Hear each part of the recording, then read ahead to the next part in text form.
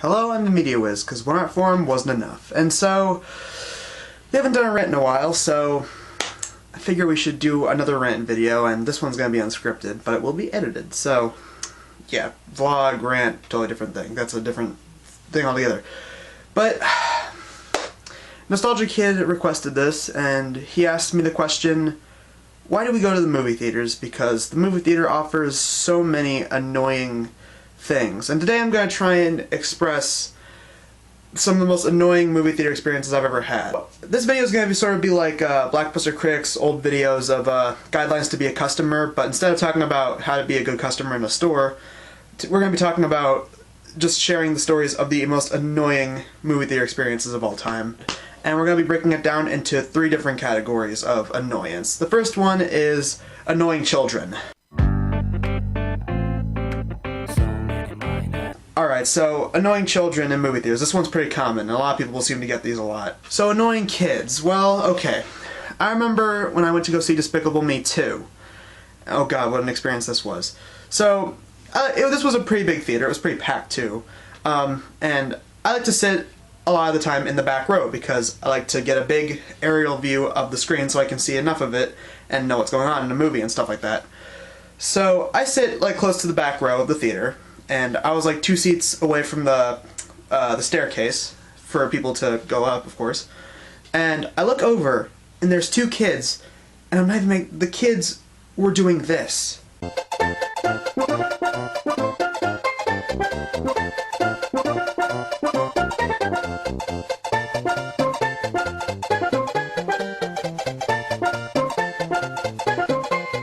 Two kids were just running up and down the staircase with their arms out like they were propellers. And when I first see it, I'm like, okay, you know, they're kids. They'll stop. You know, 5-10 minutes later, they'll get tired out.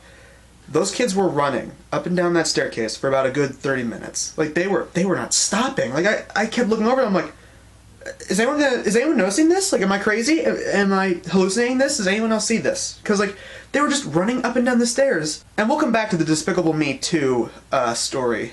But, so that's just the annoying part of the kids, because it gets better. We'll get to it.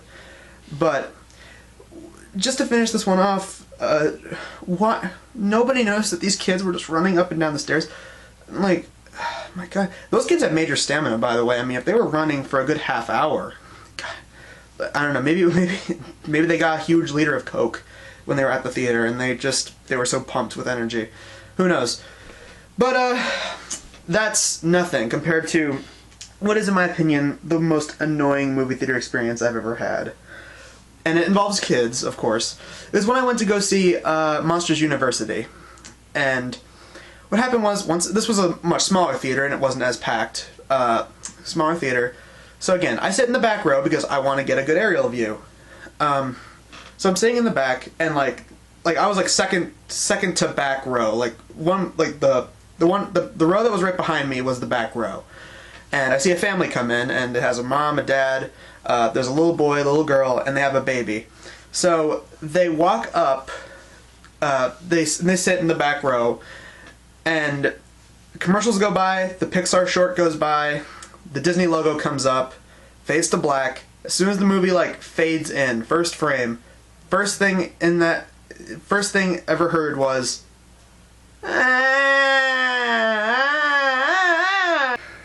that was a pretty rude awakening. But once again, it's a kid, so I mean, it was a little baby. So, you know, I'm thinking, okay, it'll stop. You know, and this happened way before Despicable Me 2, by the way. So just to let you know, I was trying to be a little bit more forgiving, seeing how this kid was a lot smaller. It was a baby. So like, when I first hear it, I'm like, okay, it's a baby. Babies do this. You know, they'll stop 5 minutes, 10 minutes in. But 5 minutes went by, 10 minutes went by.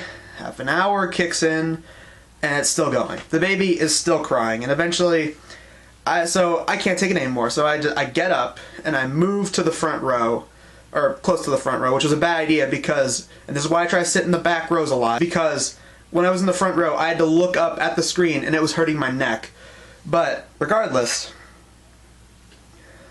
so I moved to the front row. I think it'll stop. You know, when I get to the front row, it'll stop all of that. The baby was still crying even you could still hear it from the front, from some of the, you know, closer up rows to the screen. You could still hear the baby crying. It was painful. So eventually, like, 15 minutes are left in the movie, and eventually I hear footsteps from down the staircase. So I look over, and the mom was carrying the baby, which was still crying again, and went out to the lobby, and I'm just thinking, now, like, 15 minutes are left in the movie, and now you finally decide, oh, this has gone on long enough. And then eventually when the credits roll in, we all stand up, the theater house lights come up, she walks right back in with the baby, and I'm just like I wasn't even mad at the people. I was just like, I'm like, you know, they probably just wanted to have a nice family movie night. If a baby's gonna cry that much, you know, just wait for the movie to come on Blu-ray. Like, I mean, they probably didn't expect the baby to go for that long either, but I mean, if your baby's crying that much, you know, just take it outside for a little bit, like, and wait with it until it stops. Don't wait half an hour to eventually bring the kid back in. That's a bad idea. But, you know, like I said, if you're gonna have a baby in a theater, you know, and it starts crying, take it out of the theater, wait till it stops, go back in, and then you can relax. But 30 minutes into the movie, you think that they would just take it out, but they were still going. And I just felt bad. I'm like, you know, this was supposed to be a good family movie night, and these poor people just, you know, it was all sad. It was sad for everyone all around. Not that the movie was bad or anything, but just, I felt bad for everybody there. I really did. Like, I wasn't even mad at them. I'm like, wow, this is just sad for everybody. Oh, God. But with all that said, as annoying as kids can be in movie theaters, what's worse are when adults are obnoxious in movie theaters. I'm a grown man. Hello. Duh. Winning. Okay. This was the very first weird movie theater experience I've ever had, and it'll haunt me forever. It's when I went to go see Ice Age 2. Now, okay, this was, I think it was the same theater, like, it was obviously like years before Monsters University, but I think it was the same theater. The theater was as big as the one from Monsters University, except, again, it was before. And, like, it was sort of a packed house, and the scene was just, here's a dramatic recreation. It'll show what happened. Alright, you heard the scary vulture. Let's move out. Manny, you really think there's a boat? I don't know, but in a few days this place is going to be a mile underwater. If there's any hope, it's that way.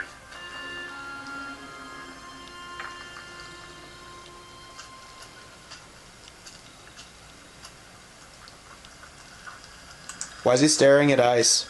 Now, did you get that?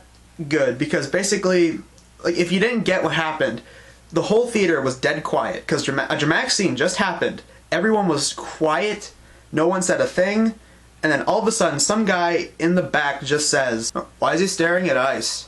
Out of nowhere, like, the room's dead silent, no one's saying a thing, and out of nowhere, room volume just, "Why is he staring at ice?" Like, first of all, the guy, I mean, okay, like, I filed this as adult, but the guy sounded like he was a teenager, so why he was watching Ice Age, I don't know, maybe he was a fan, I don't know, but, like, I don't know, whatever. I'm not gonna harp on him for that. The thing that I just so confused by, why did he feel the need to just, at room volume, just out loud, like, I was so confused by it, and it'll always stick with me, that movie theater experience. That one's never leaving my memory. Ice Age 2, wow. Oh, and let's not forget, going back, here's where we come back to Despicable Me 2. Remember the two kids that were running up and down the staircase? Apparently they were of 5 siblings, and the mom, who was kind of big, who was kind of on the big side, she was actually sitting, like, a seat or two next to me, and the entire time, like, she and her 3 other kids were just sitting perfectly still, versus the other 2 kids were running up and down the staircase. And eventually, like, I think her youngest kid, maybe, like, it would look like she was, like, 3 years old. She had to take her out to the bathroom. And being a big woman, it went down like this. So, okay, here's how it went down in this dramatic recreation. I'm sitting like this. And she went like this. Excuse me, I gotta get through here. Excuse me, thank you.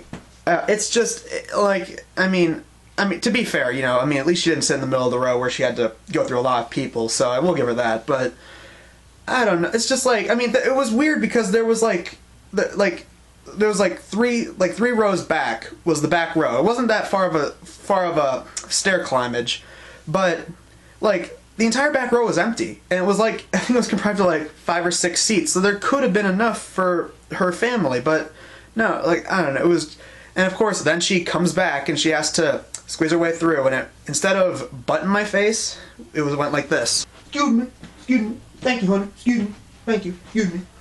Yeah, it's just, wow. And just like Monsters University, this one ended with 15 minutes left in the movie. Her entire family just got up and left. Like, they got up, they never came back, they didn't go to the bathroom. Like, it's not like they went for a family bathroom break or anything. They just left. 15 minutes into the movie, or 15 minutes left in the movie, she just left. Like, I'm like, I was like, just like, the movie's not even over, what? Oh, whatever. I don't know, maybe that's something urgent to do, I don't know. But oh god. If you think that parents, adults just being obnoxious is bad, the worst factor of adults being obnoxious in a movie theater, parent commentators. These are the kind of people that you're watching a movie and they just feel the need to start talking to their kid to let them know what's happening in the middle of a movie because the kid is too small and not very educated. So they feel the need to pretty much explain what's happening to them. Now that's not bad, but in the middle of a movie theater where people are there to watch the movie and you're just out loud telling them what's going on, do you know how obnoxious that is? I've had this myself, because in 2010 I remember when I went to go see The Princess and the Frog. Different theater once again. This was a smaller theater, even smaller than the theater that we saw Ice Age 2 and Monsters U in. But this was a wow such an experience, because the entire movie up to that point the audience wasn't that obnoxious, but it's near the scene where, spoiler alert. Be spoilers! The character of the Firefly, he dies, and they're having the tragic death scene, and out of nowhere, this guy just starts telling his daughter what's going on in the scene. Here's a dramatic recreation for you.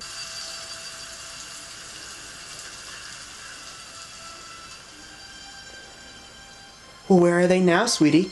They're in the middle of a swamp.